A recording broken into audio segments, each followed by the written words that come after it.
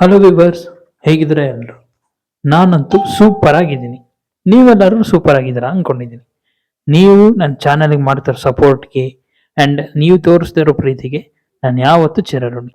Content ಹುಡುಕಕ್ಕೆ news channel open ಮಾಡಿದ್ರೆ ಸಾಕು, ಬರೀ ಡೈವರ್ಸ್ ಆಗಿರೋ ಕಪಲ್ಸ್ ಬಗ್ಗೆನೇ ತೋರಿಸಿ ನಮ್ಮ ಮೂಡೆಲ್ಲ ಹಾಳು ಮಾಡ್ಬಿಟ್ಟವ್ರೆ ಈ ನಮ್ಮ ನ್ಯೂಸ್ ಚಾನಲ್ ಅವರು. ಅಲ್ಲ, ಈ ನ್ಯೂಸ್ ಚಾನಲ್ ಅವ್ರಿಗೆ ಏನು ಮಾಡಕ್ ಬೇರೆ ಕೆಲಸ ಇಲ್ವಾ ಅಂತ. ಸರಿ, ಅವ್ರನ್ನ ಬಿಟ್ಟಾಕಿ ಬನ್ನಿ ವಿಡಿಯೋನ ಸ್ಟಾರ್ಟ್ ಮಾಡೋಣ. ಮೊದಲೇ ನಾನು ಹೇಳ್ತಾ ಇದ್ದೀನಿ, ನಾನಿಲ್ಲಿ ಹೇಳ್ತಾ ಇರೋದು ಅಥವಾ ನಾನು ವ್ಯಕ್ತಪಡಿಸ್ತಾ ಇರೋದು ನನ್ನ ಪರ್ಸನಲ್ ಒಪಿನಿಯನ್ ಅಷ್ಟೇ. ನಿಮ್ ಪರ್ಸನಲ್ ಒಪಿನಿಯನ್ ನ ವಿಡಿಯೋ ನೋಡಾದ್ಮೇಲೆ ಕಮೆಂಟ್ ಮುಖಾಂತರ ತಿಳಿಸಿ. Number 1, Sudha Murthy and Narayan Murthy.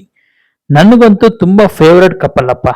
ಯಾಕೆ ಅಂದ್ರೆ ನಾರಾಯಣ್ ಮೂರ್ತಿ ಅವ್ರು ಯಾರು, ಅವ್ರು ಏನು ಅಂತ ಇಡೀ ಪ್ರಪಂಚಕ್ಕೆ ಗೊತ್ತಾಗಕ್ಕಿಂತ ಮುಂಚೆ ಅವ್ರನ್ನ ರೆಕಾಗ್ನೈಸ್ ಮಾಡಿ ಅವ್ರ ಲೈಫ್ ಪಾರ್ಟ್ನರ್ ಸೆಲೆಕ್ಟ್ ಮಾಡಿದ್ದು ನಮ್ಮ ಸುಧಾಮೂರ್ತಿ ಅಮ್ಮ.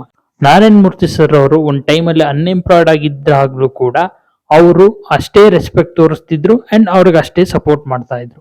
ಈ ಇಬ್ರು ಜೋಡಿ ಇನ್ಫೋಸಿಸ್ ಅನ್ನೋ ದೊಡ್ಡ ಕಂಪ್ನಿನ ಹುಟ್ಟಾಕಿ ಅವರು ಲೈಫಲ್ಲಿ ಸಕ್ಸಸ್ ಆಗಿ ಇನ್ನೊಬ್ರು ಕೂಡ ಲೈಫಲ್ಲಿ ಸಕ್ಸಸ್ ಆಗೋಗಿ ಮಾಡಿದ್ರಲ್ಲ, ಅದಕ್ಕೆ ನಾನು ಯಾವಾಗ್ಲೂ ಇವ್ರನ್ನ ಬೆಸ್ಟ್ ಕಪಲ್ ಅಂತ ಕರಿತೀನಿ.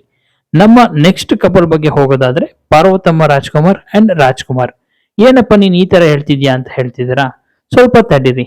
ಅವರು ಗಂಡ ದೊಡ್ಡ ಸ್ಟಾರ್ ಆಗಿದ್ರು ಕೂಡ ಅವ್ರಿಗೆ ಬೇಕಾಗಿರೋ ಒಂದು ರೆಮ್ಯುನೇಷನ್ ಕೊಡ್ಲಿಲ್ಲ ಅಂತ ಹೇಳಿ ಒಂದು ಪ್ರೊಡಕ್ಷನ್ ಹೌಸ್ ನ ಸ್ಥಾಪನೆ ಮಾಡಿ ಅವ್ರ 3 ಮಕ್ಕಳನ್ನು ಸ್ಟಾರ್ಸ್ ಆಗಿ ಎಸ್ಟಾಬ್ಲಿಷ್ ಮಾಡಿದಾರಲ್ಲ, ಅದಕ್ಕೆ ಇವ್ರಿಗೊಂದು ಹ್ಯಾಟ್ಸ್ ಆಫ್ ಹೇಳಲೇಬೇಕು. Next in the list Radhika Pandit and Yash. ಈ ಜೋಡಿ ಬಗ್ಗೆ ನಾನು ನಿಮಗೆ ಹೇಳಕ್ಕಿಂತ ನೀವೇ ನನಗೆ ಹೇಳ್ತೀರಾ. ಯಾಕೆ ಅಂದ್ರೆ ಇವರೆಲ್ಲರೂ ನಮಗೆ ಪರಿಚಯ.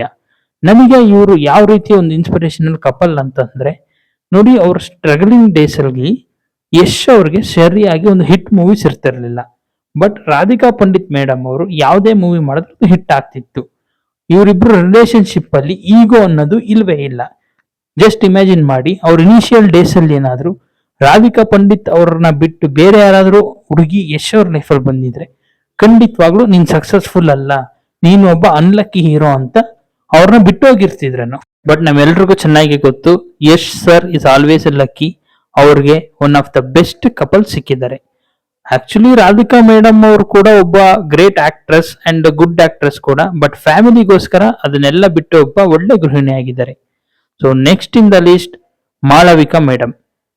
ತನ್ನ ಗಂಡ ಒಂದು ಬಿಸ್ನೆಸ್ ಅಲ್ಲಿ ಫೇಲ್ ಆಗಿ ತನ್ನ ಲೈಫ್ ನ ಎಂಡ್ ಮಾಡ್ಕೊಂಡಿದ್ರು.